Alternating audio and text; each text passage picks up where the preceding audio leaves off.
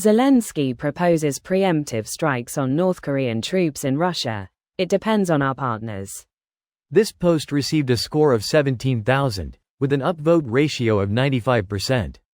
Here are the top comments in response to this article. It's a war? It's a little frustrating how much permission Ukraine needs to do anything, while the Russians are playing to win. I think the West and its unwillingness to commit is a show of weakness. I think the difference is that, typically, a country would arm themselves or do so through trade. Since other countries are supplying the firepower, they get to make the rules. They aren't part of NATO, so these weapons shipments are outside of a treaty or agreement. Not supporting anything, by the way. I think Ukraine should have free use. It sounds reasonable. The most reasonable. They should start striking NK headquarters. Wait until the 30-day return policy on the troops ends so that Putin can't go back to Kim and get his money back. President Zelenskyy, you have my full permission to commence with preemptive strikes deep within Russia. Can you also end the war since you are already at it? I give Putin permission to surrender himself to Ukraine for justice. It's easier to ask forgiveness than permission. Netanyahu and Zelenskyy need to wife swap for a few episodes. We should fake their deaths and help them find new lives somewhere else. Zelenskyy is pushing for preemptive strikes because he knows North Koreans won't actually enter Ukraine. They might be deployed to Kursk and free up Russian soldiers to fight on the front lines in Ukraine.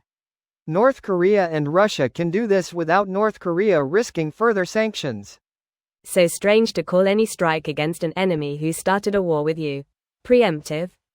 If NK soldiers are not deployed on the front line and the West doesn't approve of hitting them, perhaps the West is trying to set a precedent for Western troops to provide the same support, in Ukraine, but not active on the front lines.